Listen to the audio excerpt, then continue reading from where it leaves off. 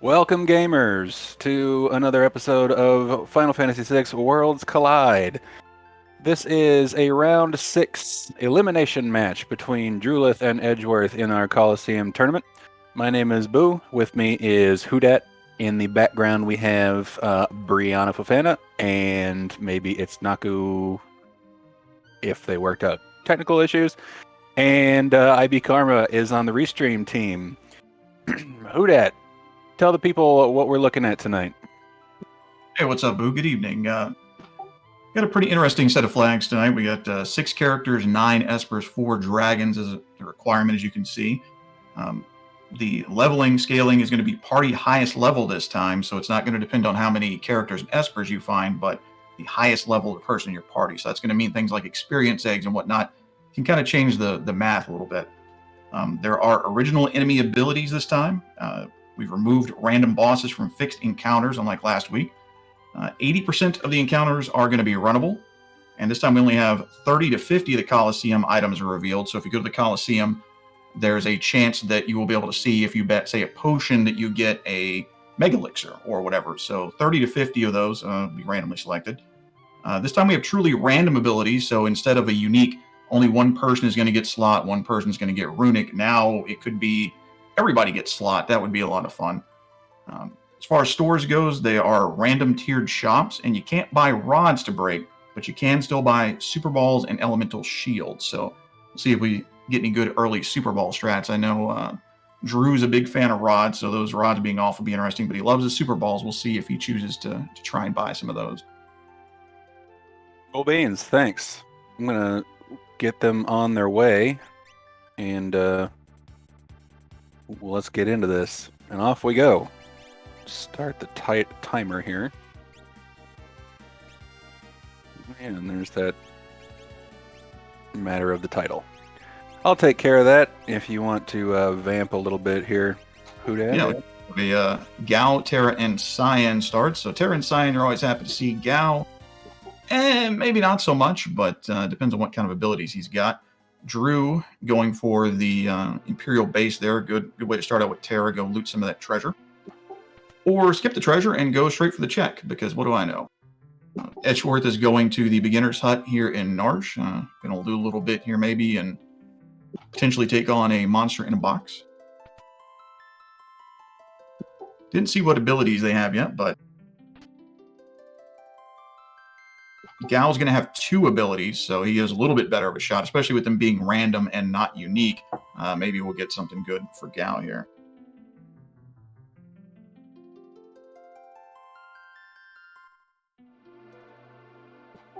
But so Drew and Edgeworth, this is going to be an interesting race. These are both really high tier racers. And like I said, Drew recently set a world record for the standard race flag set. So he likes to play a little bit, I should say, unusually. He likes items. We might look for him to sell some stuff, maybe get super balls, very different than a lot of other people will play this. Illegitimate win, unrecognized, still to be verified. It is not. We've not done a frame-by-frame verification. That's true. So it's world record asterisk, I think, as they say. My record still stands. Yeah, I think his emulator might have been slightly deflated when he played, so we need to check into that. Actually, he plays on a Super Nintendo, but it's probably rigged. The interesting play going straight for the Phoenix Cave here, as it is a free check, so, not going to hurt anything scaling-wise.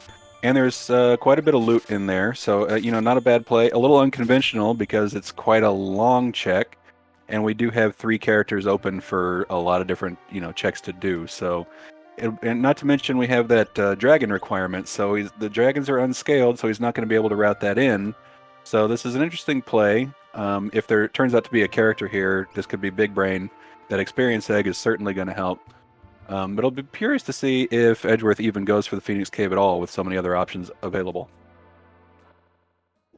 Yeah, kind of interesting not to loot the Imperial base on the way in here to the sealed cave. Usually I would do that first. I don't know. We'll see if he's going to try to take a fight in the base or something. I don't know. Yeah, I don't. Yeah. I don't know why I said Phoenix Cave. I was thinking it was it's the Phoenix Cave or an Imperial Cave to the Imperial base. That's what I'm talking about. I mean, they're both Um, caves. They both have lava, yeah, they're pretty similar. But the experience egg, as mentioned in the chat, people may have an issue with because, as you mentioned, the scaling is character highest level. However, so the experience eggs do not they're not worthless. You know, it can get you into trouble if you're not careful, but you can also use them to bring up lower level characters in a hurry. You can use it in Kefka's Tower to gain levels right before you do the final battles. And also, if you find something like a Valiant Knife wielder and a nice HP Esper, if you crank those levels, it's still gonna do more work for you than the scaling. You know, the scaling maxes out at level 40, so it still has a lot of value, just not conventionally so. Yeah, I mean, by the time you get to the Kefka's Tower and to the end bosses and whatnot, if you have something like a Valiant Knife, you're going to want those high level. Nice chainsaw find for Edgeworth there.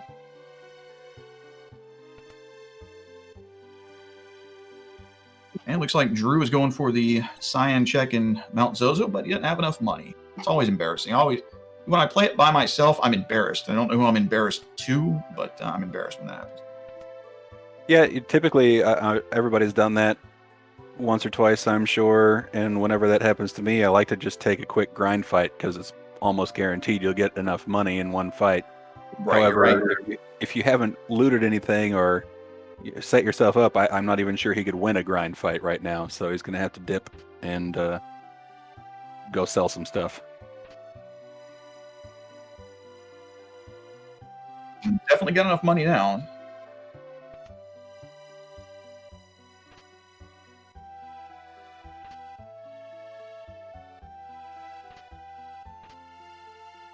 Oh, nice Shiva pickup from the guy in the woods for 19,000. It's a pretty good price. That price is random between 0 and 535 GP, and it's different in the World of Ruin and in the World of Balance. So 19 grand, not too bad.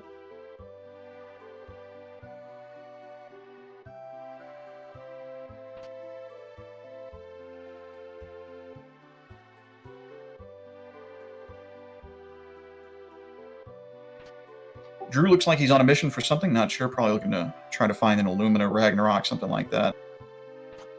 I know he's usually very offense focused, and yeah, picking up a drill and flash for sure. Always buy the drill. Even if you don't have a tools user, always buy the drill because it is the best tool, pretty much bar none, in my opinion. Yeah, I mean, you could make a case for the debilitator, which actually can be super powerful if you know how to use it. But yeah, conventionally the drill does high and consistent damage for sure. Yeah, when you use the debilitator on something like Tritok and it works just the way you want it to, it's sweet. Very situational, but yeah, when it works, it's wonderful. See if we can. Still trying to figure out this timer overlay tracker issue here. Yeah, and as we're talking about in chat, even if for whatever technical reason we can't get the timer going, that's not the official timer. We have a Discord timer that will keep track for official purposes. So we'll still know who won and what time they won. We just won't be able to see it on the screen.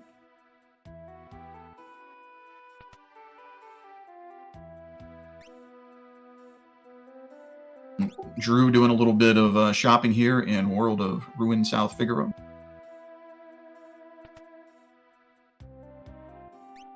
I'm going to be curious to see if anybody tries to go to the Coliseum. Usually, I like to go to the Coliseum early before my characters have magic abilities so they don't spam scan over and over again. And before the enemies get too leveled up. A lot of times, they will not have enough magic points to use their abilities in the Coliseum. So if you have a decent, just straight fighter, you can win a lot of stuff in the Coliseum pretty early.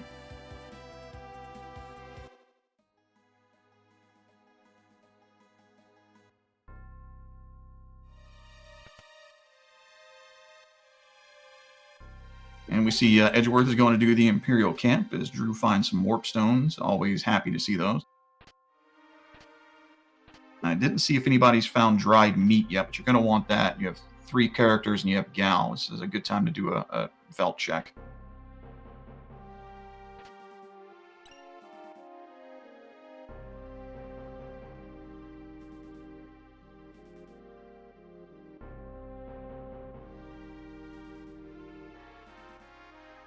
And, we can thank I believe, did Fantastodon make the color scheme this week? Nope, this one is of my own design. Okay, well, I like the, it's got some nice, spring pastel colors going on there with the guards.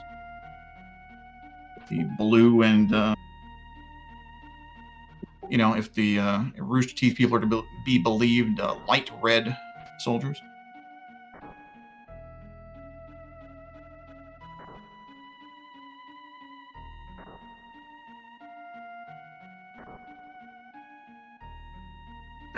Sorry about the silence, just trying to figure out why our tracker is not working. But maybe we'll have to just leave it alone for now.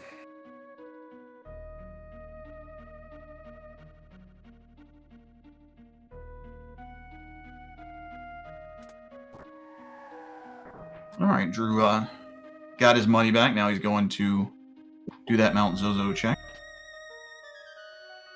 And dragons are unscaled tonight, so I don't think we'll see him fighting a dragon right now. Yeah, it's going to be nigh impossible. In the early game, fighting unscaled dragons is possible, but you typically have to have some pretty sweet gear, which I haven't seen just yet.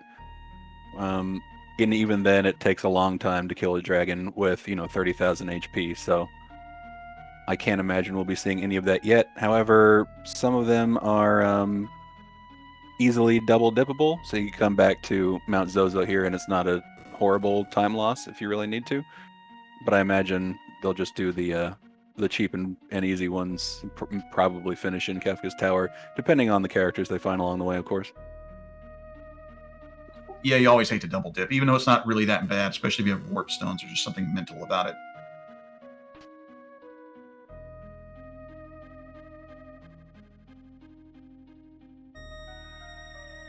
And looks like it's going to be an Esper at the Mount Zozo check for Drew.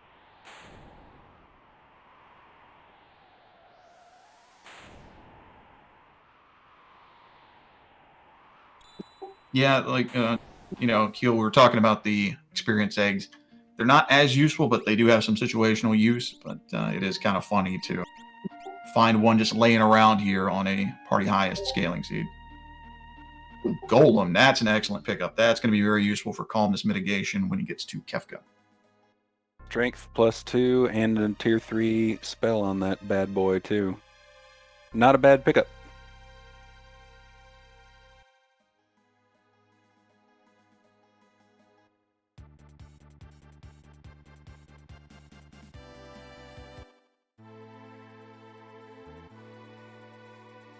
So I found I think we've got one of every elemental shield so far there on Drula's screen, which will come in handy. Can teach those tier 2 spells. Can be, obviously they'll provide the elemental protection, and can also be broken in battle for a big damage, or rather max damage, defense ignoring tier 3 version of the spell, which we may see early in trying to really break open one of these bosses. Edgeworth still doing a bit of looting in World of Ruin, South Figaro this time. Nice. Dragoon boots and a dragon horn in the same shop. Gotta love it. Ooh, special seed. You rolled this, right? I did. Well, there's why it happened. Now we'll just have to see if they get anybody who can actually make good use of it. Finding some warp stones in a weird spot there, but that's what you get with a little bit of randomization. This is one of those early bosses that I was talking about, where you may need to break a shield here. Inferno, no joke. It looks like he's going to go straight to the shield. Oh man, maybe he changed his mind. Inferno can be tricky at any level, anytime. Yeah, he's going to switch to a higher magic power caster to try to take out this boss in hopefully one hit, because I think that's about all he can survive. And down he goes. Yeah, I was going to say he better do it quick.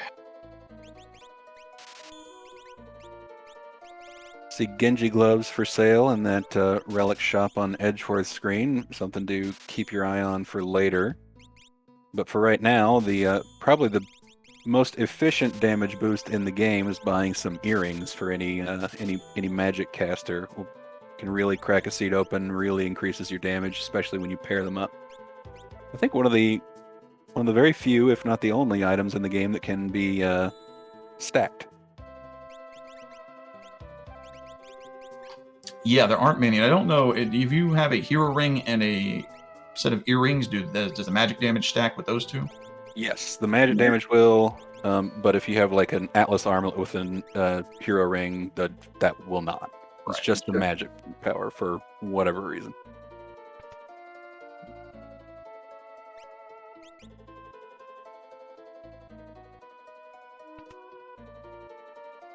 And Drew's doing the old science dream check in the dream train here.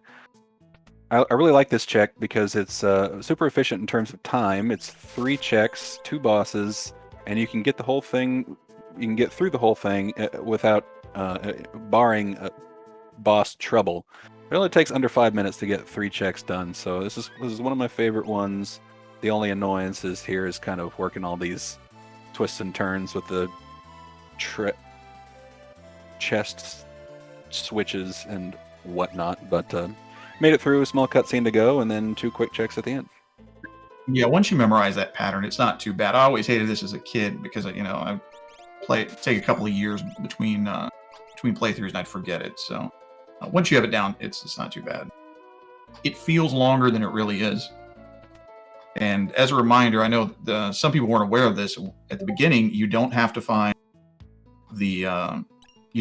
all 3 of the Stooges. You only have to find one, and then you can go to the end. So save yourself a little bit of time there. Yeah, for sure. I didn't know that for a long. Oh, Lord, that's interesting bioblast. Yeah, I didn't know that for a long time playing this rando back a year ago, but the things you learn when watching other people race. Yeah, and this is you're very, very rarely ever going to see an actual Magitech armor fight in Worlds Collide, but here you go. We like to provide. Except for Gao. Gao still doesn't. He still doesn't get to be useful. Well, you can dream. Oh, did not have the intended effect, but as a reminder for everyone watching at home, this is a split XP seed, so he's manipulating the run mechanic here to get all that XP on one character, and then opted to use the same attack? All right. Maybe he's just relying on that poison damage.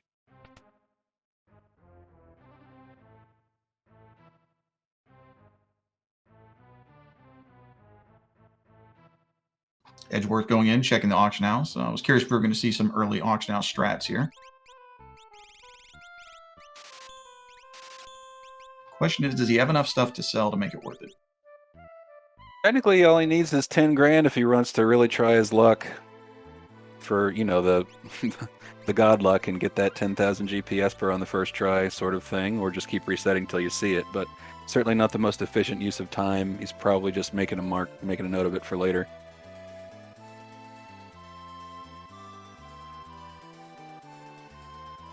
Yeah, and one thing to note, as you saw, we do have door notifications on. There are some flags. There's a flag setting where they may have espers in the auction house, but the guy at the door won't tell you. And that's why you always read your flag set before you start playing. Well, we have Thunder Shields available from Dragoon Boots. We've got red jackets for ribbons, but not a whole lot of interesting stuff there. The Dragoon Boots for Thunder Shields is definitely good value, and you really only need 1 pair of Dragoon Boots in most seeds, so he may be going back for some shopping to get a few more. Red jackets can also be useful for those Merton strats if he wants to go that route also. Yeah, it would be awesome to see some Merton strats come out tonight. It's always really satisfying whenever you can do that. Just cast your problems away.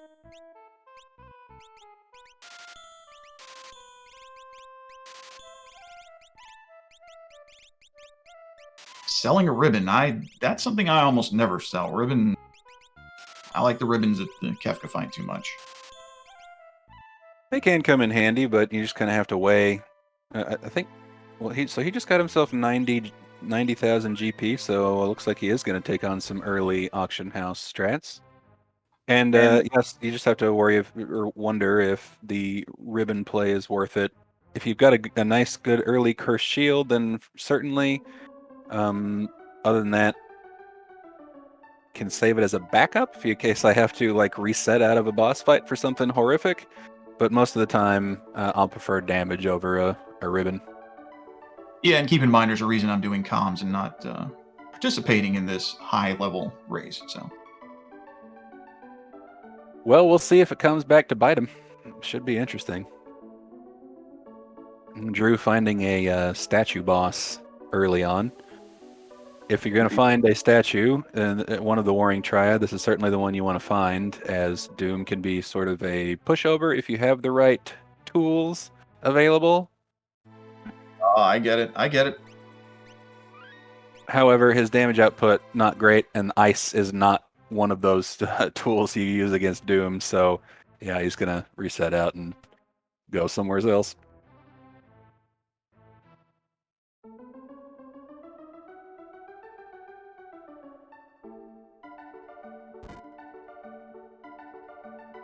Yeah, as we're talking about in chat there, that is one of the problems with saving inside of some of these non-workable locations. If it's your only save, you're forced to just deal with the boss battle. So maybe he has to grind up or change the strategy a little bit. I don't think it'll be too big of a problem. Drew's certainly capable of getting through this in whatever kind of weird way is technically possible. But especially if you're starting out, you're going to want to have a secondary save. Yeah, this is a time loss for sure, because you can remember grinding up. That boss is gonna level up right along with him. So I imagine he might be trying to learn a spell. I didn't see what else is available to him on his espers, but he's gonna need to be increase his damage output to get through that. Technically, with the drill, you can kill Doom as long as you can avoid the he casts ice magic for the first half of his HP. Once he goes into that force field mechanic, he stops casting and only goes to physical damage. So if you're Drew's wondering what to do now. So it's doable. It's just going to take a long time. Ooh, Edge catches the Imp Robot, and that's a nope. Robot loves me.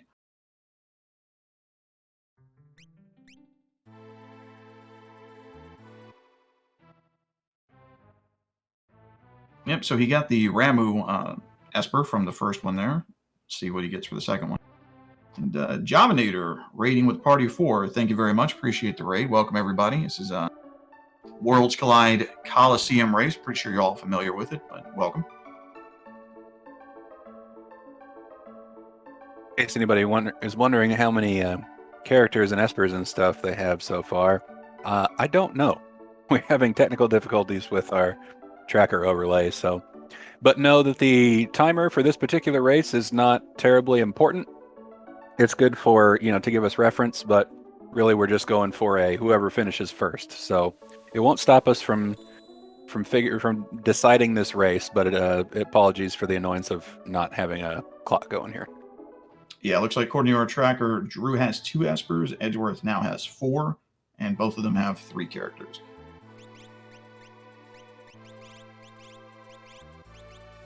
And with Scaled Dragons, none of them have killed the dragons yet.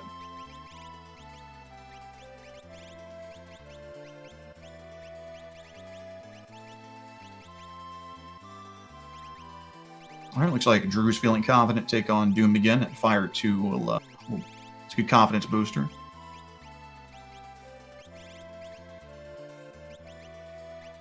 Yeah, so they'll definitely put in the work on the first half of the fight. For the second half, he's going to rely on that drill and probably sword tech to get him through. This is going to be a pretty long fight, I'm imagining here, but again, he can get through it.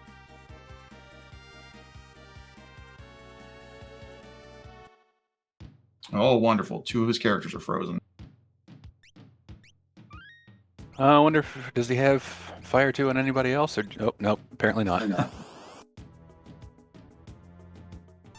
That's always a good feeling when you're in a round 6 of a Coliseum race, right? Yeah, that definitely can't feel too good. He's got to be feeling behind now and kind of stuck because, as you mentioned, he saved over his original save inside, so he's going to go back and try it again and hope he doesn't get frozen. Yep. Radio Guy PDX, thank you for the subscription. Enjoy your spicy chicken emote, the spiciest of emotes. And maybe a Mog emote as well.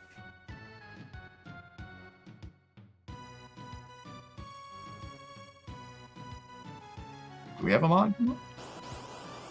Well, no one was made. I'm not sure if it went to our channel or to Jones's. Well, you can Mog emote in your heart. It says hi. All right, so I guess he kept that one for himself. Selfish, but it's fine. Yeah, I think it was a situation where he's like, "Here, look, I made this. Isn't it neat? It's mine. You can't have it." Could be. Yeah, it's when you put him in the emote submissions channel on the Discord, it's fine. I'm totally kidding.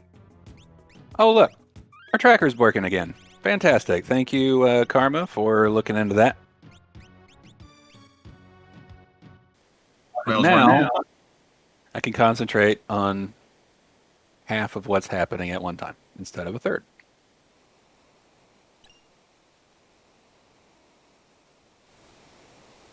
All right. Edgeworth is going to take a ride down the Serpent Trench. Drew's still chugging along here. But again, he has the tools to win this fight. He got a little unlucky with those northern crosses there. Yeah, that freezing is one of the things. It's a Doom Dragon Rage has the ability to cast that. And apparently virtually everything in the game, including you, is vulnerable to it. And I never knew that's one of those things, how are you ever going to get a Doom Dragon Rage in vanilla? But apparently it can be quite useful, and you can even do it to Kefka.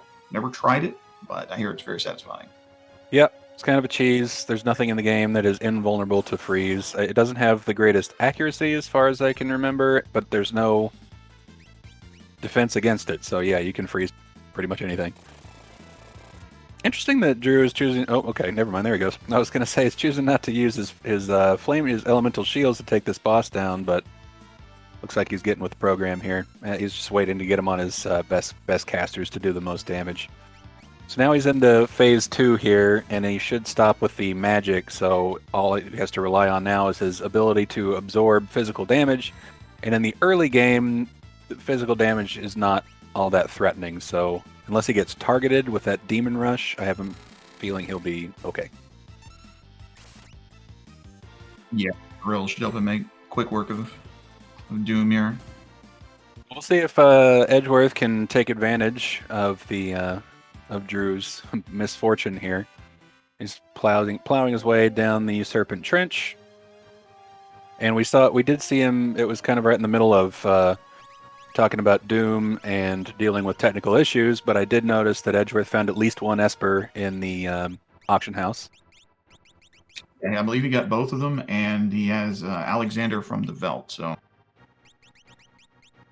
interesting. And I know Drew is also a fan of the early auction house plays. I'll be curious to see if he does the same, maybe once he gets out of here. Hey, he made it through the Doom fight. Nice.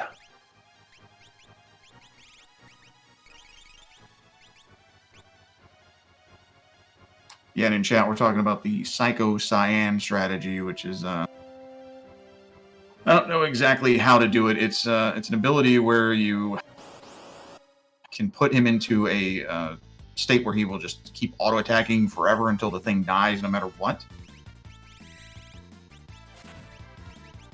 Yeah, it's a manipulation of retort and the muddle something. But yeah, was that intentional? Did that happen on accident? I have to believe that you wouldn't use that strat to kill Gecko Rexes and Reach Frogs. I'm guessing. Yeah, I would think so. Also, that could have been a complete. Wait, so it was Edgeworth that did it, not Drew. I didn't see it happen. So Drew used it to kill Doom. Oh, Okay. Drew did. Okay, sorry. Well, we'll uh, we'll we'll go as if that was a weird, unfortunate timing problem, and continue with the race. And I'll talk to him afterward. But yeah, technically that is not allowed for this tournament.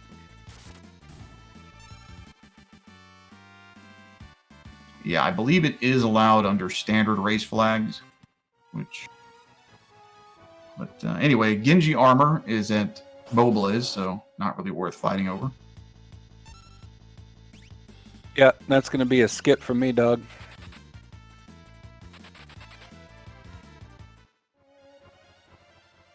Whenever you see ninjas on the screen, just run. They're Just not run. worth the trouble. Someone in the chat asks, what's DTG? That is the door timer glitch. It's just another manipulation you can do, an exploit in the game, and basically break everything and let you skip past stuff, and it's a whole thing.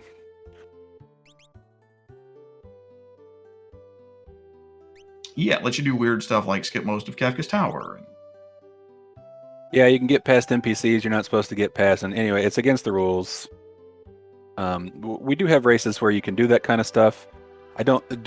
Door timer glitch in particular is not one that's allowed normally, but we do have the standard races are a little more lax because they're just for fun. But in a tournament setting, I just didn't want to have people rely on knowing how to break the game to get the best times. So I just did kind of a blanket, no major glitch sort of scenario here. Yeah, and if you're into those glitch things, if you find that interesting, Drew is your guy. I'm sure he'd love to talk to you about it because he's always working on weird stuff. He understands the game at that kind of a level and can do some pretty interesting things. Like takedown number 128.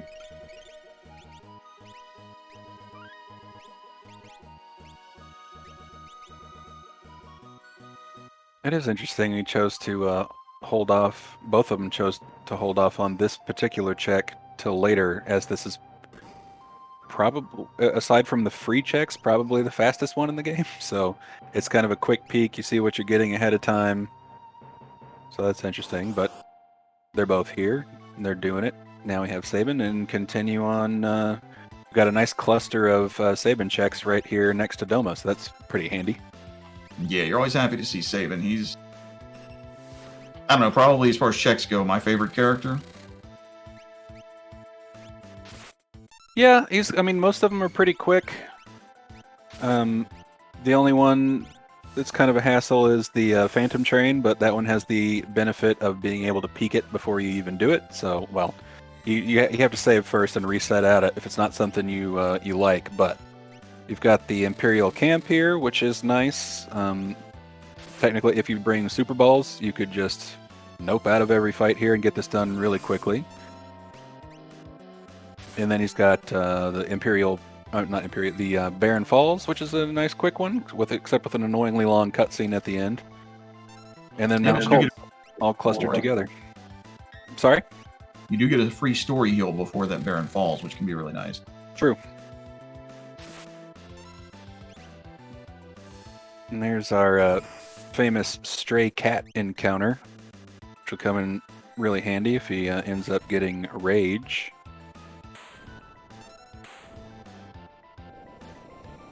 And down goes number 128 for Edge. I have to imagine we'll be on a similar path here between our two racers for at least the next 2, 3, 4 checks or so. Yeah, I would think so.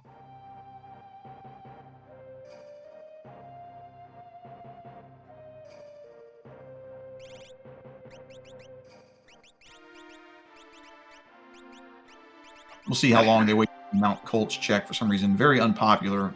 Don't know why. People seem to hate it. Yeah, it's a strange thing. I think it's just one that didn't get a lot of attention in the early races because a lot of the first people didn't do it for whatever reason. So people who play along, watch along, just never. It doesn't get a whole lot of attention. But I've gone through, I've timed it more than once. It really is, it takes almost exactly 1 minute to get to the boss fight, so it's definitely not like the shortest check like a Doma, but it's not long. It's certainly faster than things like Phoenix Cave and any of the fixed encounter checks. So it's definitely worth doing, especially since it's pretty close, clustered up in the middle of some other checks. So I would hope we'll see it here shortly. They may opt to do the quick ones right here and then just head over to the collapsing house for a nice free one and some loot. We'll have to see what they go with, but still at this time tons of options. Although interestingly, both players opted to not include Sabin in their party, and it turns out I was dead wrong. Edge got Sabin, but decided he's going to go straight for Cyan's Dream anyway. So I imagine he'll come back to those later. Yeah, Science Dream's just too tempting at this point. There's no reason not to do it early.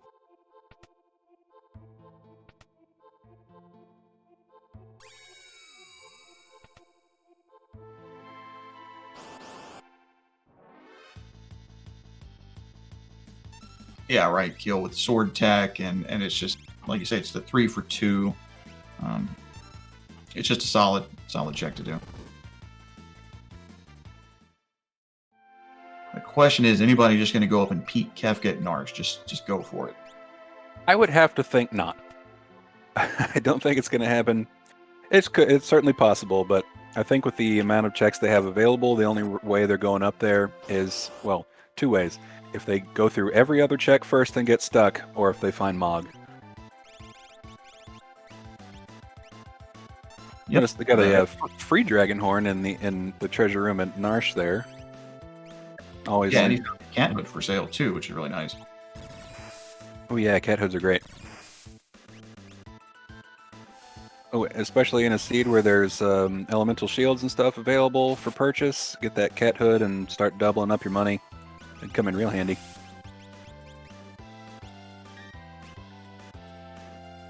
You know you're in relatively bad shape when you have Cyan casting spells. Yep. That's the sign of trouble for sure. I didn't see exactly, but it looked like maybe nobody could wear the cat hood. Maybe so. It is one of those things that's only wearable by, I want to say, 2 characters. Yeah.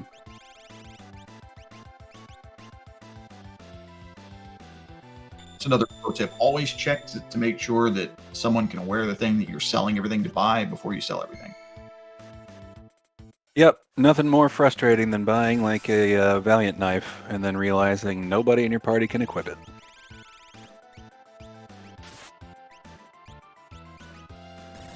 Drew picked up an enhancer, and it looks like he's headed north. I imagine he's just going to go do the Welk fight, but there is a chance he could keep going. We see Realm is in the Yeti spot.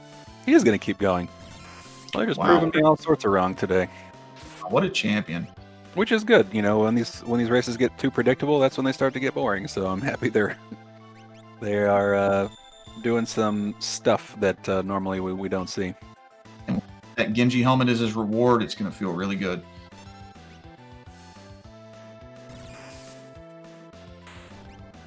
When does a Genji helmet feel good? When it's padded? Yeah, I'm going to guess. Yeah, if it's maybe it can hold 2 drinks on either side, and it's got the little straw that loops around. Interestingly, it's not a character, and he's going to go ahead and do it anyway. I think because he did too much shopping and stuff in town, so if he were to just reset out now, he'd have to go back and do all that stuff again, so might as well just do the fight while you're here.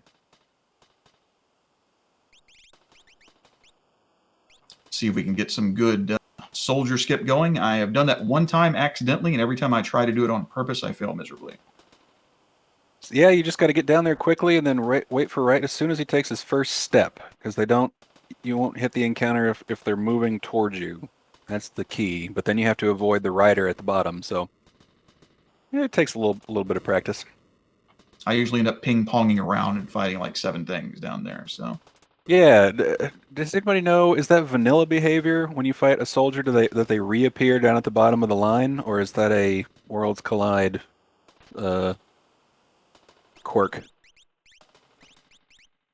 they reappear once because it definitely feels like they reappear every time I do that. I have to fight at least 3 things. Although it could just be the writer coming by. It does get annoying, so you have to make that call. Do you go for it and make sure you don't screw it up, or you're going to take a lot longer than you would have just waiting the safe route.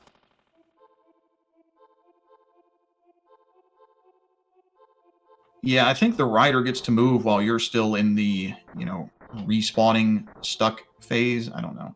It feels like he does anyway.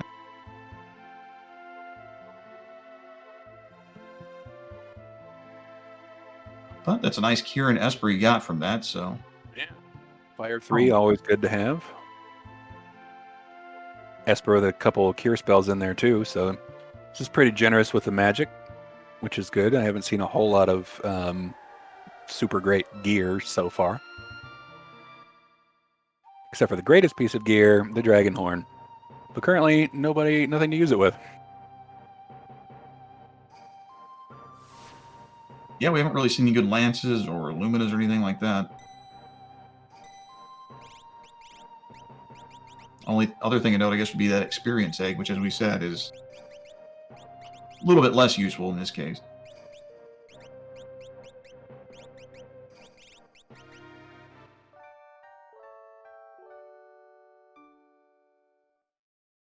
See how Edgeworth is going to deal with his Doom battle. I noticed he had a Pearl Rod in his inventory. Hopefully makes use of that. Ooh, Doom Gaze at Welk. That's always exciting. I just assume every time I see him Doom Gaze, I just assume I'm up level 5. Sometimes I've just reset before we even cast the spell. I hate Doom Gaze. I want to say the first several seeds I played, every time I found him, I had at least 2 or 3 characters at level 5, but recently he hasn't been hitting me as hard. And I was going to ask, did Drew save after his Kefka at Narch battle? And I sure hope so. Yeah. I think he did. Yeah, it looks like he did.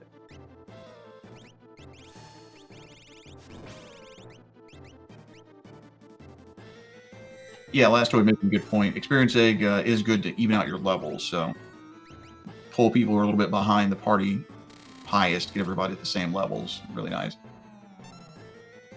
Yeah, party highest level has not only the distinction of being you're unable to grind past the scaling, but also if you have underleveled characters, they're just all that more likely to die. It's really bad having one character that's level 42 and then having another character that's level 21, because anything that boss hits or uses is going to kill that lower level character. So experience eggs are pretty nice to catch people up. Yeah, and it's just a self-reforming cycle, because you're lower levels, so you're more likely to die, so you're dead, you don't get experience, and you fall farther behind. Drew is going to take a ride down the Leet River. No chance of bosses this week in the fixed encounter spots. Although I did make it to where only 80% of the encounters are runnable, so it's possible that we'll be unable to run if he wants to sometimes. Should be fairly rare, but just thought I'd throw that in there for a little pizzazz. Yeah, perfect for those level 50 magic encounters, right? Perfect.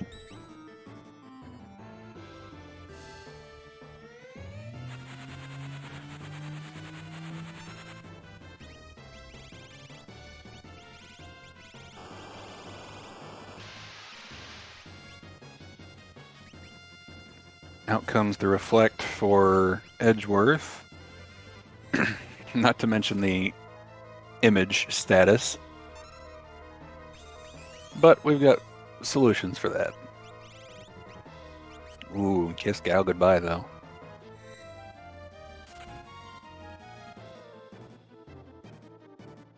Drew opting to use Stunner instead of Cleave.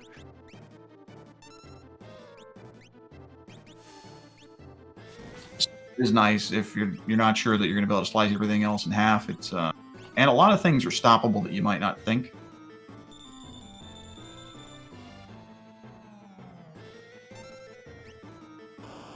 Drew stopping at these treasure chests here. I like to stop if I think I'm going to need to do a lot of rearranging of stuff.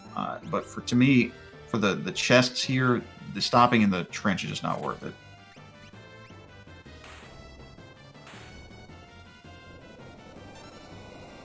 The first one's okay. It's pretty much just right there. But yeah, that second one, there's two screens, and you got to hit switches and just take the extra fight.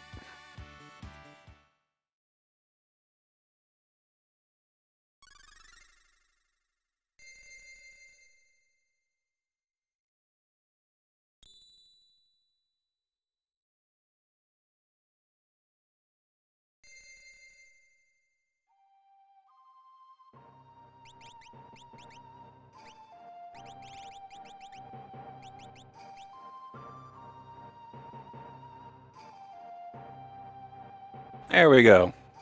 Yeah. Command sorted. Running a real tight ship around here.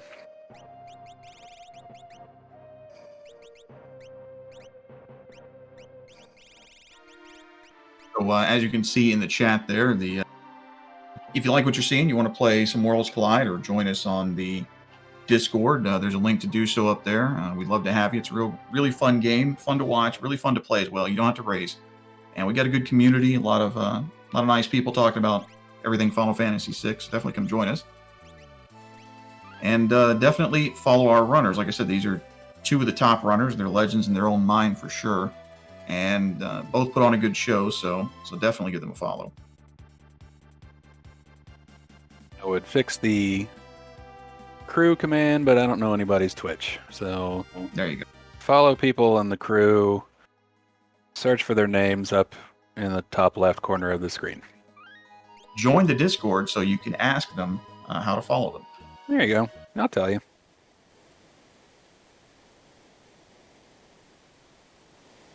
Reward for at the end of Serpent Trench was a Genji helmet. Bad.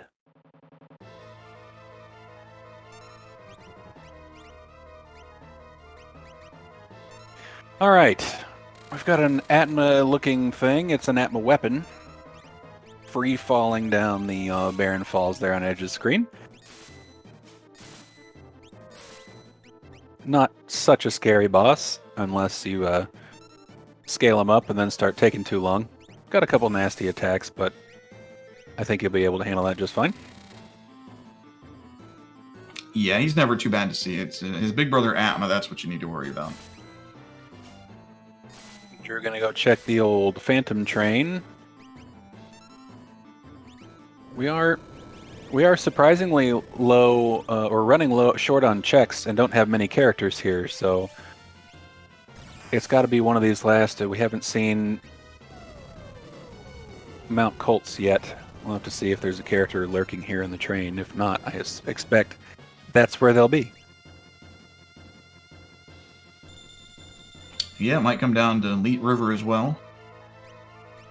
Well, there's a Thunder Shield in the train, so yeah, it's gonna be Leet River. Or has anybody checked Mobliz yet? Yes, I believe it was just an item. Ah, that's right. Yeah, I do recall now. It was not good. Yeah, we still have the Zozo check for Terra. Zozo, Leet River, and let's see. Collapsing House. I don't think haven't done Collapsing House yet. That's interesting. That's where I'd be headed. Yeah, that's another one of those just kind of free checks here with this scaling we have. Yeah, and there's loot in there. Get the loot. Give me the loot. Yep, and a couple of monster in the boxes, so potential to get an offering or maybe some really great experience from a Gigantos. And a lot of money comes with that offering as well. Might be worth it. Yeah.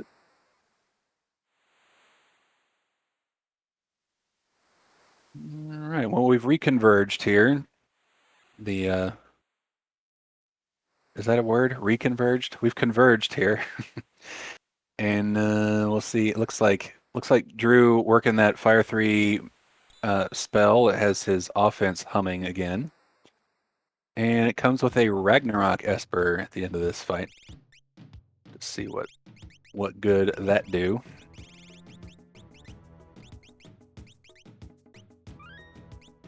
Ice 2 times 1. Not the All right. best. However, if nobody's found dried meat yet, they can use it on Lobos on the Veldt.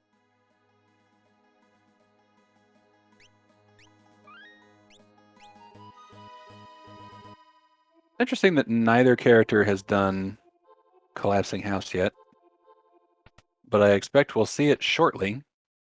Maybe right after Edgeworth resets out of this Phantom Train.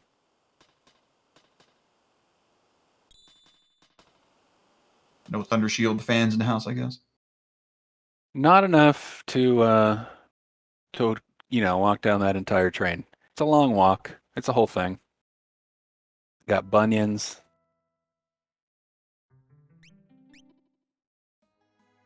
A lot of ghosts in the way. There we go. I think we're going to get our Collapsing House check now. There it is.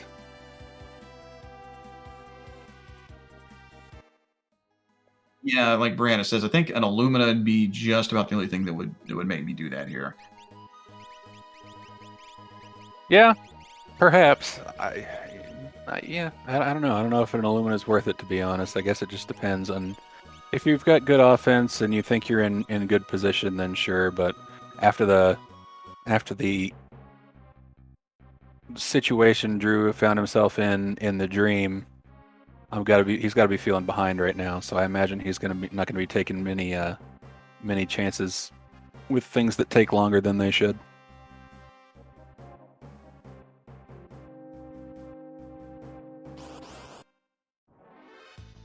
Yep, don't forget the kid, Drew. That's definitely one of the top 100 most important things in here.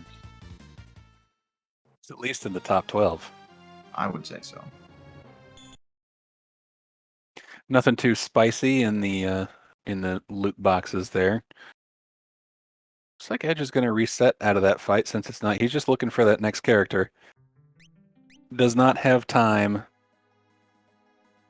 for Esper checks. Which is probably smart because he only needs one more, and he's going to end up in checks that he can't reset out of, and one of them is likely to be an Esper. So he's going to go. Oh, that's right. We have Doomgaze up at the what do you call it? Welt check, but we know that's not a character, right? I believe that's correct.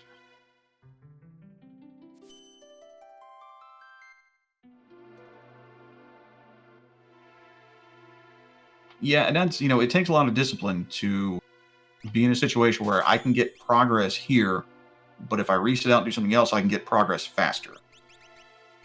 And it's just experience and having the fortitude and the courage to say, I know this is the best play, let me make it.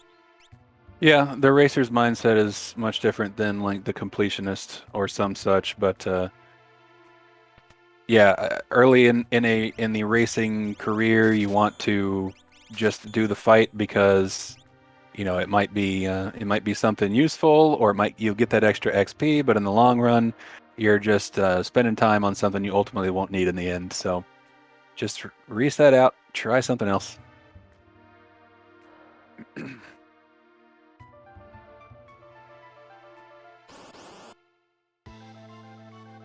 Interesting. Drew's opting to go the long way for the treasure here as well. I would have thought he would be in a rush, but maybe not yet. I guess he just doesn't. He's not confident in his gear yet, so he's checking everything he can. Could be. His levels are good. He's in his upper 30s already, and we've still got dragons to go, a couple more characters and Espers to find. So levels shouldn't be a big factor. Although when you're rocking a party of 3 the whole time, you need the levels because you have that, you only have 75% of what you normally would. So they need to be that much stronger. Yeah, absolutely. And we got to keep in mind, too, that the way this is going, it looks like there's a solid potential that both of them will be fighting both dragons in Kefka's Tower, which means you're going to have one character essentially fighting a dragon. Yep, very true. Gal's putting in the work here on Drew's screen. Where did he find that Fire 3 Esper? Was that from Kefka at Narsh? Sure. I think it was. So that's something that Yeah. Edgeworth definitely won't have. So that'll give him a pretty decent advantage here in the damage output category, especially when you get to bosses like Tritalk, if he's going to go do that one, or even in the tier 1 of Final Kefka. Yeah, and it's interesting what advantage making an unusual or unorthodox play can give you, you know? Maybe that Fire 3 is what's going to put him ahead in this race. Yep, could certainly happen. Could also have been he went and did Kefka at Narsh for a Genji helmet, so you just never know. But Mount Colts provides again, and we find Gogo waiting at the end of it. Like they say, no risk it, no biscuit. Do they say that? Bruce Arians says that. Weird. Does he still work? He just won a Super Bowl. Another Ice 3 Esper. Probably not what he wanted to see. But that does satisfy his Esper requirements, I believe.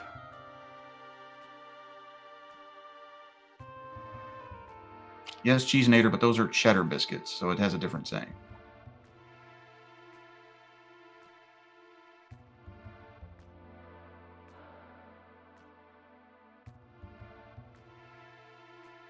So we're likely to find our last character here inside the belly of the Zone Eater, if I recall correctly. Well, no, that's not necessarily true. Could still be at Leet River.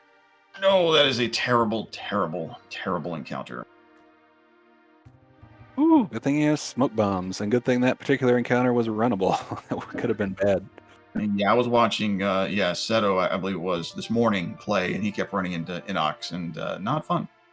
Like Ficta says, that is my absolute least favorite thing to run into. And I won't name names, but Drew's about to come in on the crushing ceiling room. Save the game here. I don't care. Okay, Drew, save the game here. Bad things can happen. Not for pros. It never happens. Save the game. Definitely never some of the time.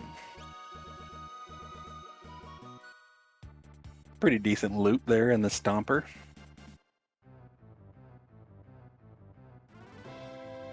And we have a Yeti.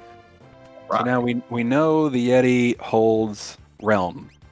So that's not going to get him his last Esper if he goes and does Tritalk and Yeti together. And I don't do a Dragon to Tritalk to Yeti trifecta play here.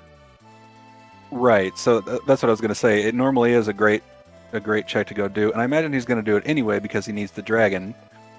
But he can only find a maximum of one Esper up there, so he's going to need to find his last one somewheres else. I think. I mean, would you do the Yeti check and get Realm anyway, just so you have a legitimate sixth character as opposed to Umaro? No, I don't think I would. That's one of those where it's just taking extra time. Likely to, you've boosted your levels so far on these three characters. This is probably who you're rolling with. Now, I can't say that it'd be the wrong play to do it because, Murder Child is a savage, and if you put that experience egg on her, it could be potentially money. But if she comes with, a crappy command, and then you have to carry around and split your XP with your other party members, and then you have to learn all those spells. So it'll take a bit of extra time that I don't think is worth it, because I think you have to be confident in the three you've been rolling with the whole seed. But, it could pay off. Just kind of depends. Especially if that boss, the boss fight to get her is something annoying, like piranhas or something that can be really long, then it just makes it that much worse.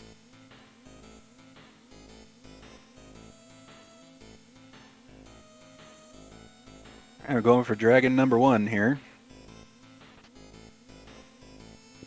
Popular vanilla ice dragon. Anyone gonna say it?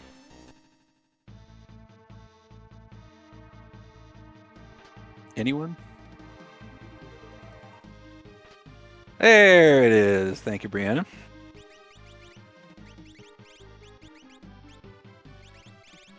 Probably the dragon he wanted to see the most, to be honest. With that Fire 3, there's not really much that Ice Dragon can do, except for, freeze you to death.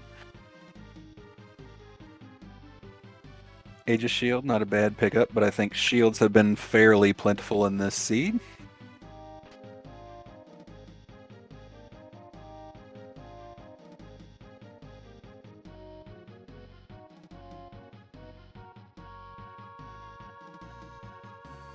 And it looks like Edge may be fighting his first dragon here pretty soon as well. Find a leader at Tritok shouldn't take too much effort to take down. Especially if you can get this chainsaw proc. That's probably all he needs anyway. Yeah. That was a pretty beefy chainsaw from Cyan there too. Yeah, it was. So Edge picks up a superfluous Esper. Hope he checks out Mount Colt's post haste.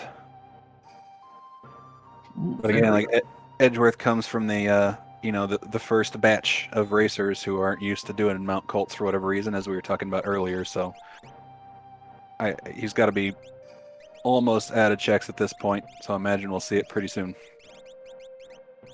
But yeah, Drew's going to opt to not go for the Yeti check and leave Murder Child in her cave and probably just go fight some more dragons. Yep, the seed being really nice. We have Fenrir and Golem, so definitely want to bring both of those in because multi-summon Espers is off today, so potentially one for tier 1 and one for tier 3. Yeah, if they can find a Phantom, can use one for each tier. I really like Fenrir for 10 hits in tier 2. It's not an extremely threatening ability. You likely aren't going to die unless you using some really low HP Valiant Knifers or something like that. But it takes a long time, and the more you dodge, the less time it takes. That's very true. And Golem only protects you up to the amount of hit points you had when it was cast on you, so right. Yeah, it doesn't work too well for it doesn't work all that great for 10 hits. Works great for Calmness though, because even if you die from Meteos before you get a chance to get him, kill sleep, Golem still exists. So whereas if you were using Fenrir, your images would be gone after you rezzed.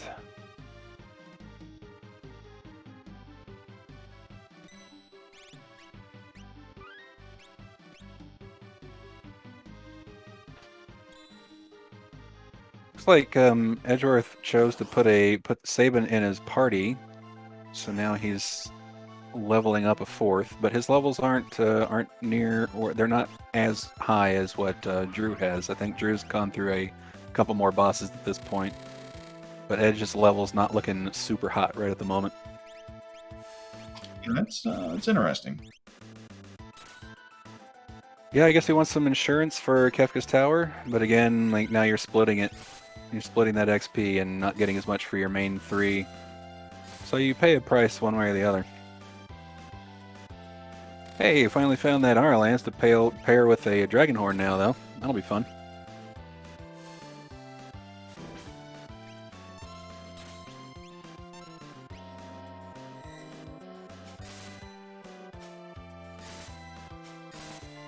Where to now?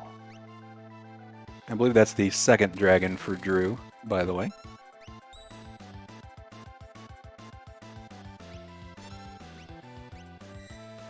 Yeah, Drew's already in the mid-40s in a couple of his characters, which is pretty good shape. He's going to go back to fight Doomgaze for his last Esper. Well, for what he assumes is his last Esper anyway. We know it is. I just mean he doesn't know it is. He just knows it's not a character.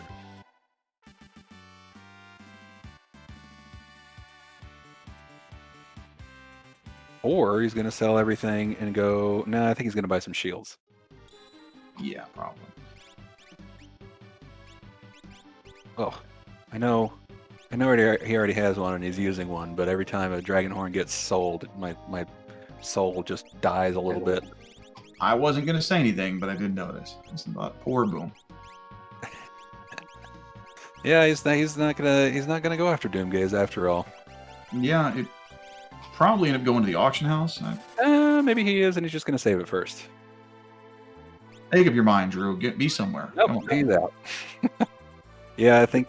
Well, he just spent all his money on his shields, didn't he? Or maybe he only bought one. I don't know. I couldn't. He bought a handful. I mean, those are always really nice to have for the final bosses. And Okay, so he's gonna do his. He's already got his Espers. Our tracker's just one off. No problem.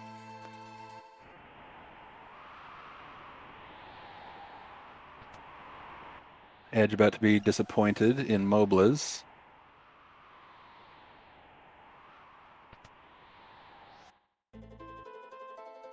yeah, that Genji glove is a nice consolation gift, but still wasting some time here. And now the decision: Leet River or Mount Colts. No worries, Brianna. I can barely keep up, and I'm not even trying to track anything.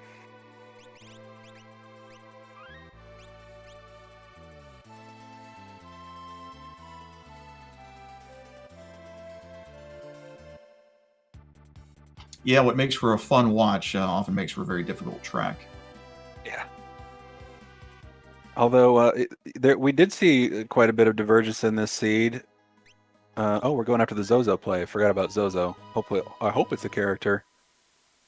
But yeah, they've got the same characters. They've done all the same checks. They really just did it in the wrong order. Oh, yep. Don't need to talk to him in World of Balance.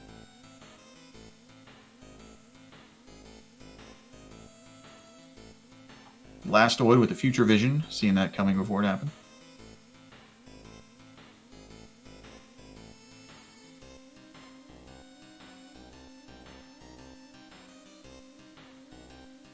This stream is brought to you by the Rust Rid Corporation.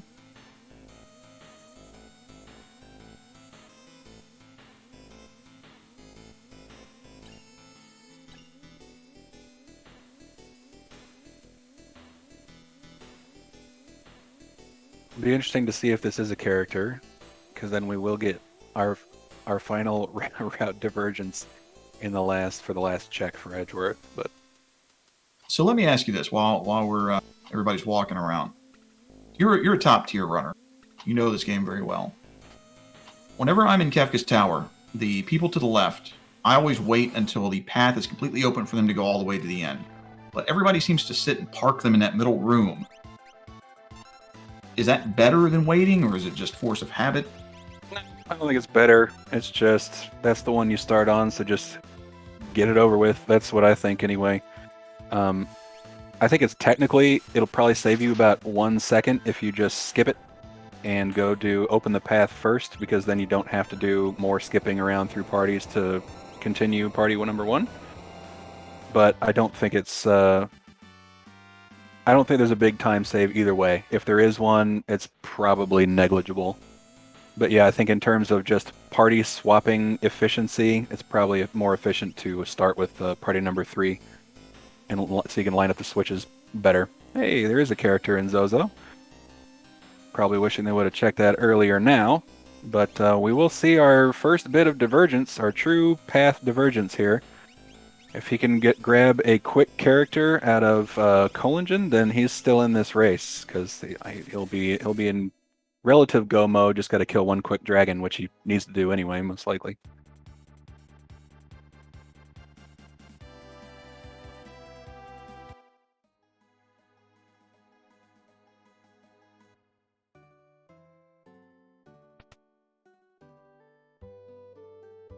For all the marbles. Hey, it is a character. Nice. Another health. Was that health character number 3? Maybe just number 2.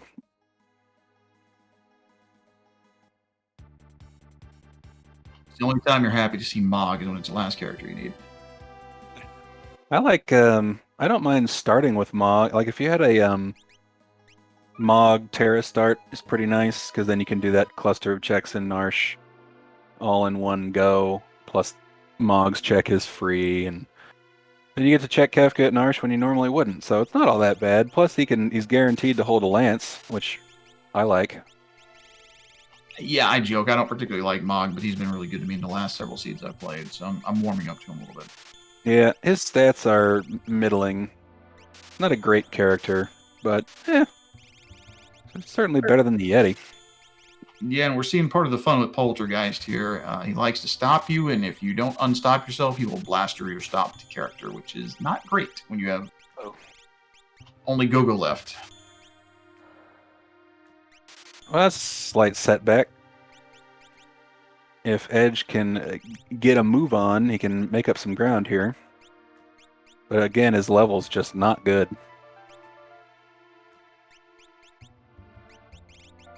Yeah, he's low to mid 30s. That's dicey. Oh, he's buying a lot of Ogre Nixes. That's interesting.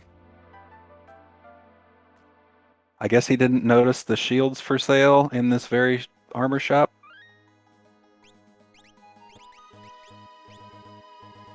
Yeah, I'm guessing it's Ogre Nick strats. That's not really a term that I'd heard before 5 seconds ago, but Yeah, I guess anything can be a strat if you apply yourself.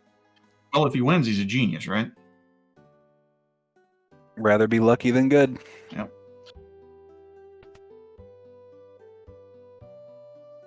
Where is he going? What did he find?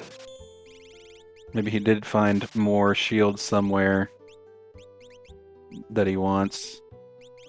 Nope. He's going after a red jacket, it looks like. What is it, Edgeworth? Is Timmy stuck in the well again? You know, I read a factoid one time that said there was something like 650 episodes of Lassie, which is insane in itself. I don't know if that number is accurate, but it's in the several hundreds. And not a single one of them has anyone ever fallen down a well. I feel like my entire world has been turned on its head. Yeah, because that's the saying everybody always says for anybody who knows Lassie. And apparently, if what I read is accurate anyway, it's just never happened. Well, and Carl Sagan apparently never said billions and billions either. The world is a lie. It absolutely is. Fatal. I assume you say it fatal. Sorry if that's wrong. Fatal. I imagine a lot of people probably in the gaming community don't have no idea what we're talking about. So I don't feel too bad about it. We do have some olds around here. I know Hudat and I are pushing the boundaries of acceptable on Twitch. But I think there's I don't know. People probably don't know what Lassie is. Yeah, I learned about Worlds Collide and Twitch while I was watching 60 Minutes. On cable? Did you DVR it? Oh, I recorded it to the VHS. Ooh. Got tapes. Get with the program. I got 2 gigabytes on my DVR. And put it on a zip disk. I like to watch the restreams after my stories. All right, Drew taking on his first Durgan here. Red Dragon shouldn't be too terrible, especially since he just made himself impervious to fire and has a stock of ice shields. Probably the one he wanted to see the most, to be honest.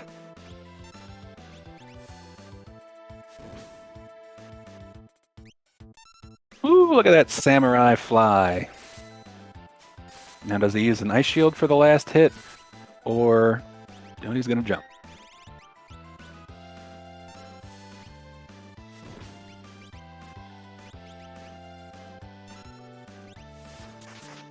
Yeah, we can see the lack of Fire 3 really hurting Edgeworth in the damage department over there. Tier 2 spells just don't have that same zip. Also, if you're relying on a drill when you're about to head into Kefka's Tower, you're in a bit of trouble, in my opinion. Yeah, I have to imagine Edgeworth is going to have some issues trying to catch up here.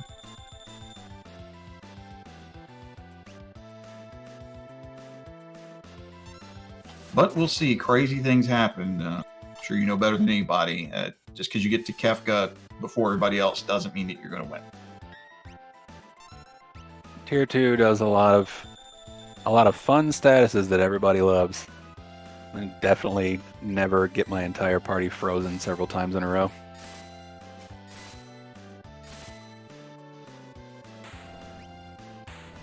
We got a white Durgan. Anticipating death. Hey. Well, that helps. It's always a good mindset to be in when you're waiting to Phoenix down somebody. Fortunately, only cast it once. Yeah, it's kind of lucky. If you have the mute spell, especially useful against the white dragon here.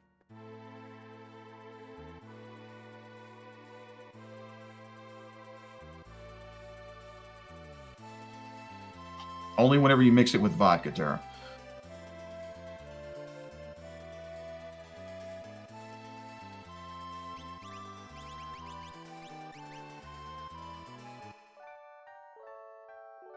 All right. Well, I think Edge is finally ready to get moving. Yeah, you know, I mean, most other seeds, 112, you're in go mode. You're feeling pretty good, but when you're going up against Drew in round 6 of the Coliseum, I don't know, I'd be worried the whole time, I guess. Yeah. It's certainly not a slow time, but yeah, you're right. When you're facing other top racers, you gotta be thinking the whole time they've probably found something you didn't or something like that. It's gonna do dragon number 3 outside the tower to avoid trying to solo a dragon, which is not the worst play ever. Especially since his levels aren't great, and one of his characters is Sabin with health at level, I don't know, 30.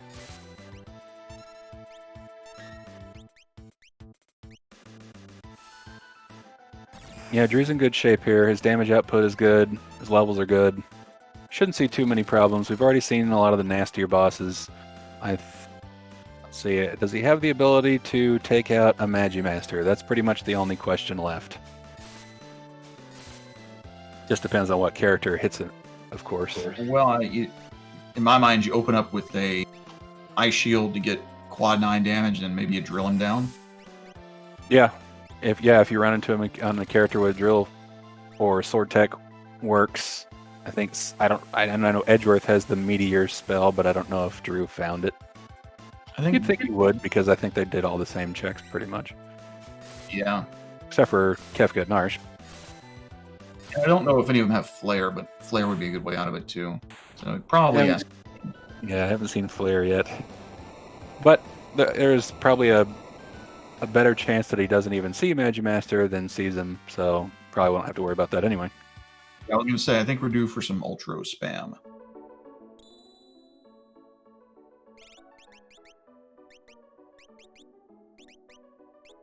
And here come the jump strats for Edgeworth as well.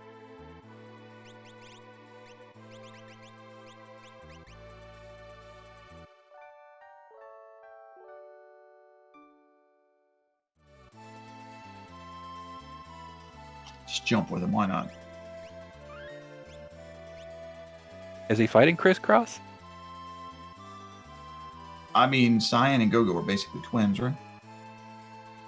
Well, the way you can tell is if their pants are on backwards. But somebody's making him jump.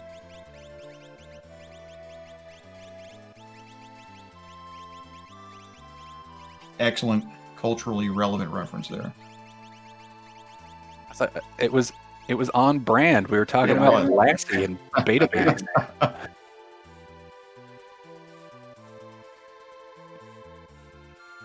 All the kids love Crisscross today.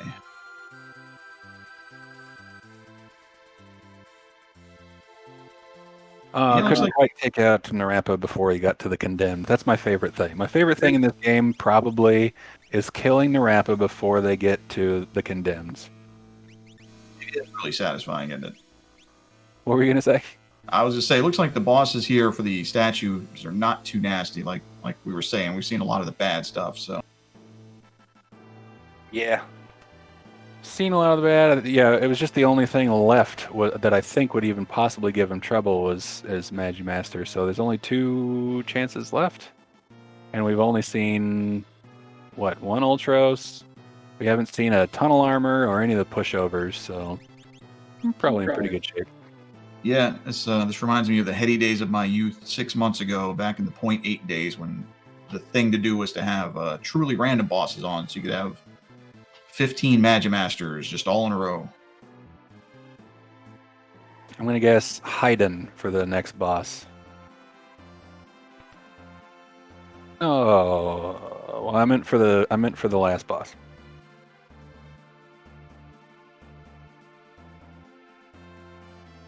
Yeah, Fatal. I want to say that in one race we had 5 goddesses that people ran into. Remember that race? That was a good one. For some reason, that fell out of favor. I'm not sure why.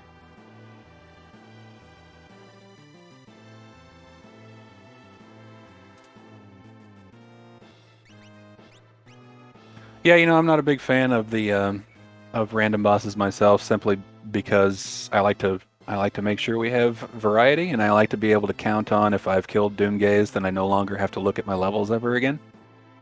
But I see the appeal of, making people fight Doomgaze over and over and over again. I can understand that. I'm a big proponent of, if you were going to suggest flags for an async or for especially a restreamed race, you should be restreamed front and center playing those flags. Don't make a seed or a flag set that you wouldn't want to play yourself. Yeah, agreed. You can't roll flags for everybody just to make life miserable and then not do them yourself. Everyone must live in your misery. No, we weren't talking about anyone specific, Rav.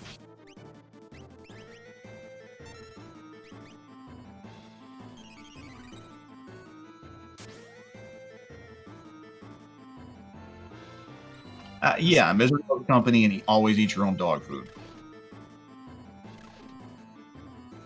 Or be like me and don't race at all, and then you can just laugh at everybody's misery, and it's so much fun. You can see the physical defense that Poltergeist has. Not the character you want to run into with only physical, I think. And contrary to what you might think, being that he's a fiery, spicy chicken, he's not actually weak to ice. No, he is, as you see, vulnerable to it, but yeah, just doesn't do that extra boosty damage that you might expect it would. Yeah, I believe he absorbs wind. Is that correct? Yeah.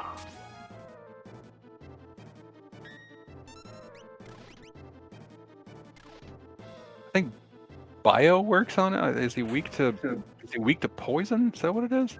I think he's at least vulnerable to it. Yeah, he's definitely the anti-Merton. He likes to cast Merton and heal himself. He's vulnerable to my fist. Yep. He's gonna eat it. Only thing he's weak to is honey mustard dipping sauce. Edge getting some nice hops out of that dragon horn though. It's particularly satisfying to get four jumps.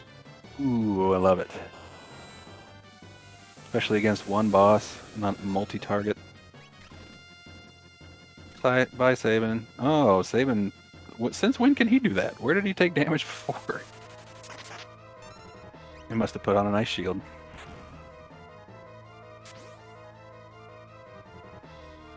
I'm not a sauce purist, Brianna. There's no wrong answers. Blue cheese is always wrong. Unless the question is what is the most disgusting thing you can eat, blue cheese is always wrong. It's blue. You don't eat blue food. It's gone bad. Okay, so Drew is on to the final fight. Making quick work of Doug the Head with those aforementioned fire threes. Blueberries aren't blue. They're purple. They're more of an indigo, really.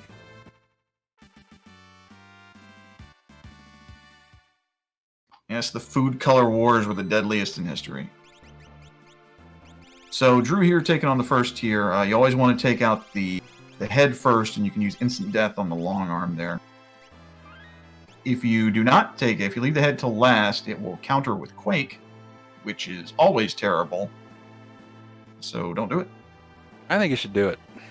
Unless you have Float and Merton, and then do whatever you want. Oof, look at those hops. That Oh, was some impressive glory. damage. One thing to note, that short arm there is vulnerable to water damage. So always nice to throw a trident or water skiing if you have it. Do a lot of damage to it.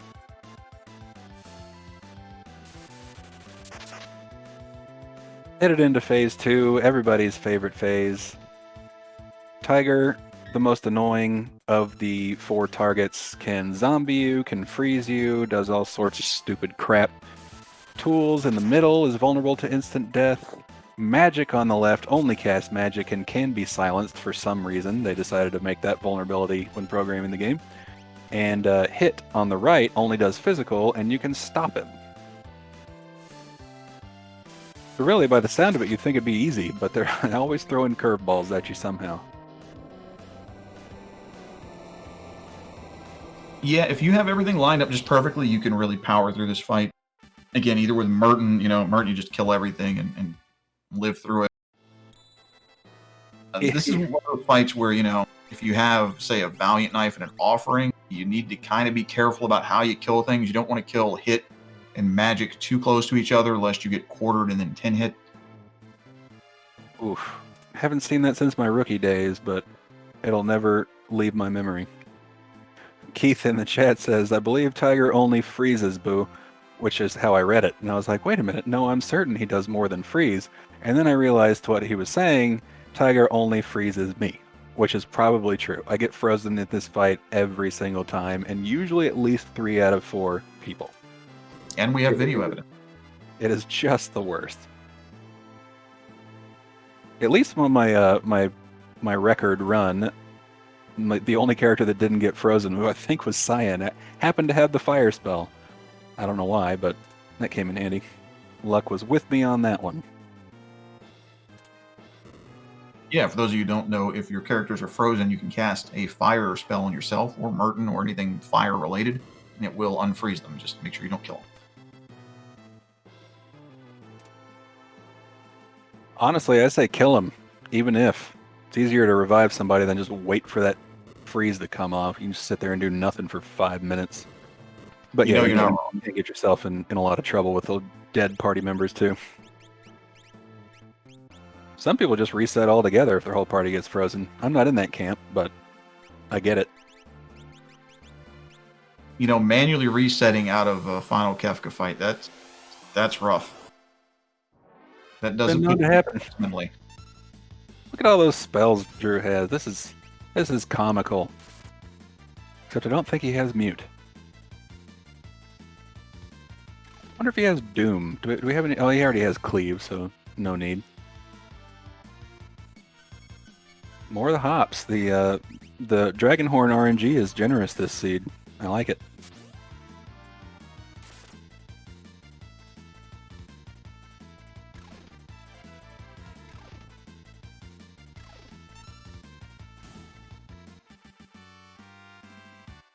Nicely done. On to tier 3. Yeah, Edgeworth getting some good hops on Ultros there.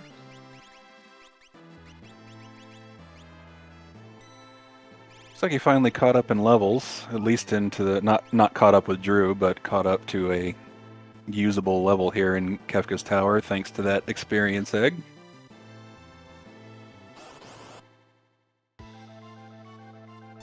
I'm glad everybody started getting that last hidden chest. It's become a what do you call it? When you do it every time. When you do it every time. A ritual, I guess you could say. A ritual I have where I just have to check it.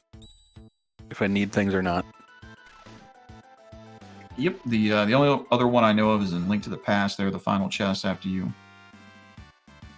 fight the little spinny worm thing for the last time.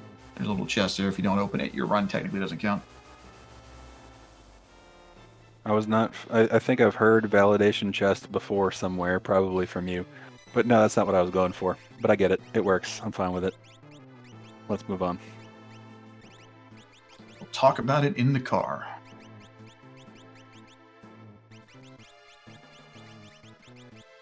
There you go, Moldorm 2. I like these Ogre Nyx strats that Edge is working with here. Genji Glove and 2 Ogre Nixes. Why not?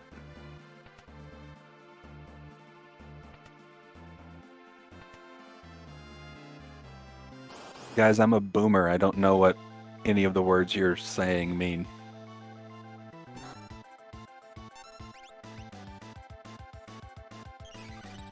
Drew didn't even need calmness protection. So he just puts up a shield. Yeah, number 24, not the worst thing in the world, except whenever he uses overflow on a character that can do a lot of damage. You know, for having such a rough time in Cyan's Dream at the beginning, he's turning in a very good time. Provided nothing awful happens here in the last tier. It still has the sub 130 potential.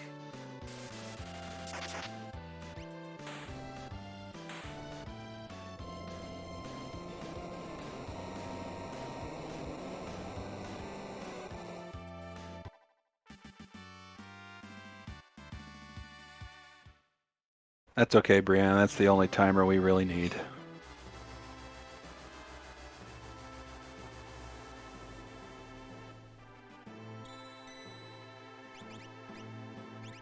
Interesting. He's using drill when he has that. I guess he's trying to get that quick damage to avoid Fallen One, but looks like he couldn't quite get enough. Here's where he triggers a counter. Oh, he didn't get the counter. All right. You sound so disappointed. Well, I mean, it's fun. It is for me. it is fun as a viewer to watch somebody struggle with Final Kefka. It is not fun as a runner. Oh, it's the worst. True story. Right at the end, thinking, "Come on, don't screw me now," and then you just get screwed. But he'll be fine. You're watching the Discord, waiting to see your opponent be done because you screwed up. Yep. Racing's fun. You guys should download Worlds Collide and try it out. Ringing endorsement from Whodat42. This is my least favorite thing in this game, I think, is getting the train. Speaking of which, for those who joined us late, this is Final Fantasy VI Worlds Collide, our Final Fantasy VI Open World Randomizer.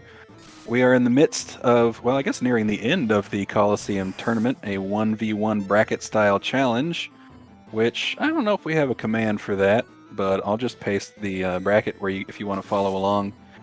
Click on that link, see who is where, and also come join the Discord if you want to take part in an event or a future race or just want to learn how to play the game. And that's a GG for Drew, and just under the 130 wire. Nice job. We'll see if we can get him in for El Interview.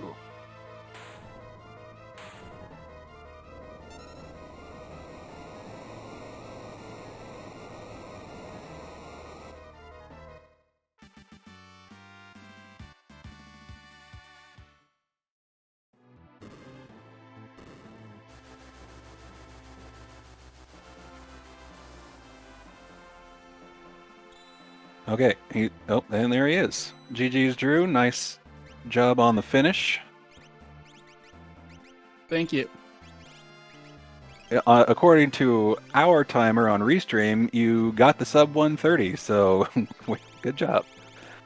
We had a little technical difficulties in the beginning, so our timer's a little off. Well, we'll just make your official time. Oh, no, they've already put your official time on the screen, which is still, we haven't hit on our timer yet. Anyway, how'd it go?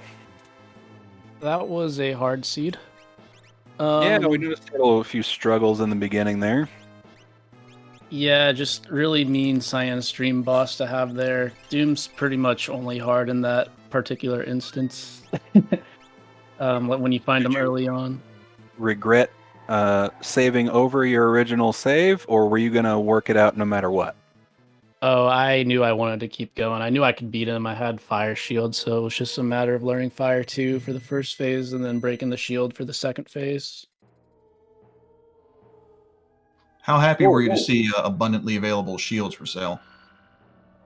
It was a nice... once I found them, I knew I'd keep them in the back of my mind just in case I wanted to buy some at the end if I had a bunch of stuff to sell, which ended up being the case, so I think that was a pretty good play. Yeah, you you did a good thing there going to Kefka at Narsh and getting that Fire 3. I think that really helped pull you ahead. I don't think Edgeworth ever got Fire 3 spells, so he struggled a little bit more with things like Ice Dragon. Yeah, the Yeah. fire, especially having that magic +1. So Gal was actually doing pretty darn good damage throughout the seed. And yeah, a lot of fire weak stuff. I always like Fire 3 just because I know in the final battle you can use it on the face. Right. Yeah, I think that was like Hudat said. I think that was the difference maker in offense here, because Edge was still working with tier 2 spells, well, and Ice 3 the whole time, but happened to run into a few bosses where you couldn't use Ice, so that was kind of a bummer for him. But how about those Dragoon plays though? Yeah, I was actually banking on not finding a spear, but I found it at the last second, so I was like, oh, might as well turn Cyan into a Dragoon. As for if it actually saved time, I don't know. He was Sure already it did. doing good damage with the drill and everything. Sure, it did. You're crazy. That's crazy talk. We're getting a lot of good hops out of it too. So both you and Edge had the RN Jesus for the Dragon Horn on your side today. A lot of 3 and 4 hops, which is always fun to see. But yeah, any thoughts on the flag set in general, or the tournament in general? Party highest is kind of interesting because you kind of both want to and don't want to get XP early. Because if you you do want to get XP early, because it'll increase the amount of XP you get from every single like boss and encounter, so you'll be ready for endgame. But it can also slow down the boss fights you take along the way throughout the seed. So it's kind of interesting. You can speed up your late game by slowing down your mid game, or you can just kind of try to go steady all throughout. Which is sort of what I did this time. I kind of unintentionally leveled up Terra a bunch because that Inferno kind of just killed off 2 of my party members, but I ended up recovering from that. So Yeah, that was something else we wanted to ask you about. Did you take off the Moogle Charm in the dream for the memes, just to get those the Magitech armor plays in, or was that strategic? that was definitely strategic because I had Terra, so she can use the Bioblast, which is pretty great. AoE clear was better than anything else I had. I might have had Ice 3, but I think I wanted to save MP. Yeah, I think, although I guess somewhat ironically, you ran into one encounter where the Bioblast actually healed the enemies, which I thought was kind of funny. But I didn't even notice it healed them the first time I used it. I've never used poison against them. Yeah. I was like, Well, wait, but it poisoned them. yeah, I was wondering if you were just going to rely on the poison damage to kill it, but you finally got him. Or actually, I think you might have. I don't know. It doesn't matter. It all worked out in the end. So, yeah, I guess that's going to be it. Edgeworth is in the final fight here. So, any parting words before we let you go? Just GG. Glad I'm still in it. We'll see what happens next week. I'm on call, but hopefully that won't affect the tournament too badly. And yeah, thanks to the Restream team, and thanks to Atmatech, and thanks to all the runners and the community. Thanks a lot, Drew. GG's again. See you next time. GG's. Alrighty, so Edgeworth on tier 2 now. Hopefully shouldn't be too terribly bad for him. Always like you say, always the fun tier.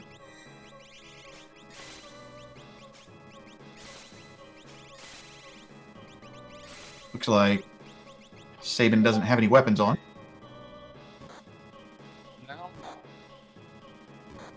Oh, because he's been breaking Ogre Nixes. Yeah, that's the only problem with the Ogre Nix strategy, is that they break. And there's a mathematical rule to it that I don't know offhand. Yeah, me neither. It's an interesting play. It's weird because he was in that same town where all the elemental shields. So he must not have just checked. Must not have checked the armor shop, I guess, or maybe he just really wanted to show everybody those Ogre Nix strats.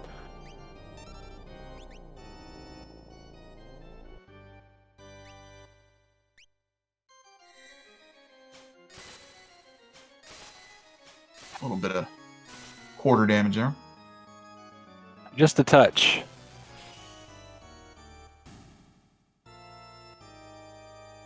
Gao's sword tech damage leaves a little bit to be desired, but Not great. clearing the damage cap, or at least for a single attack.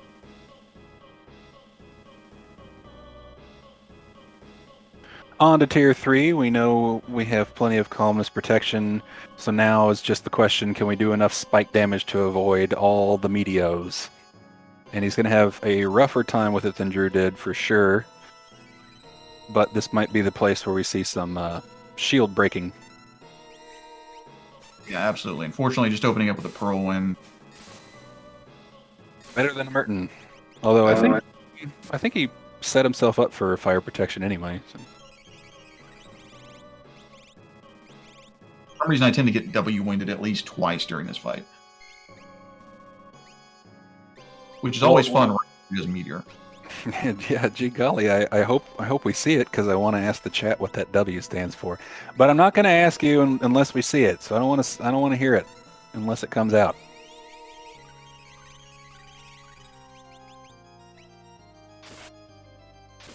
Don't do it, chat. I can feel you typing right now. Put it down with moderators, and they will moderate. The dog says hi.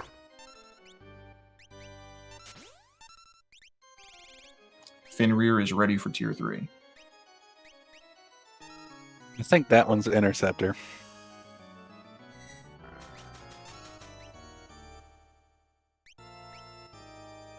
I have a feeling Cyan's going to get screwed on this calmness. Yeah, that's the problem with Golem and Fenrir, is you actually need to be around to have it cast on you.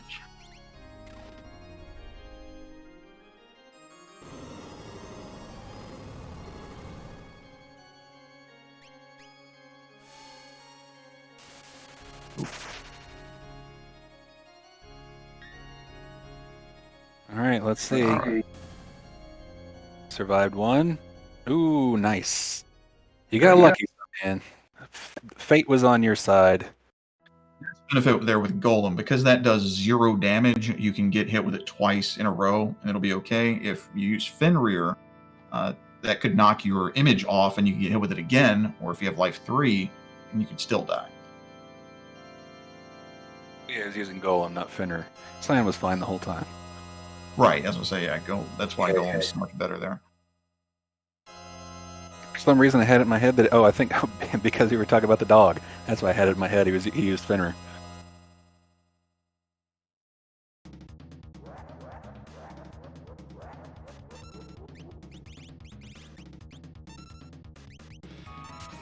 Yeah, Keith, just have everybody in the air and have him cast Merton on himself to kill himself, and then there's nobody for him to calm us.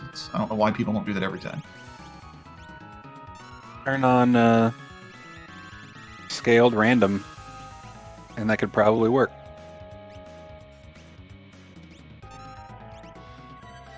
All right, let's count it out. We're at 10,000.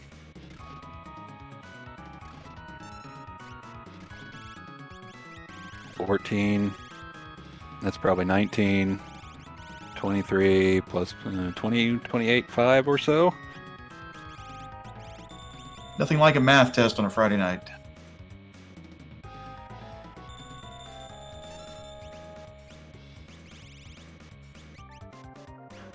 Determines if you get to come back and do it again.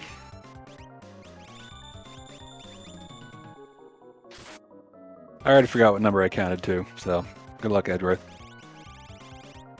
Oh. That's nice. Nick's putting in work, though.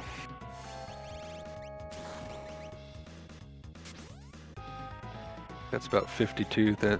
This next attack should do it.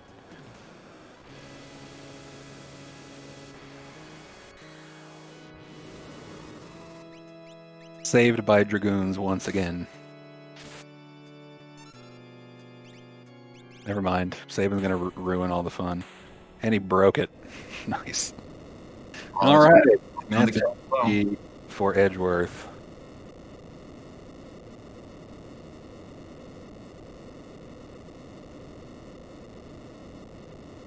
Cool. Well, let's see if we can get him in.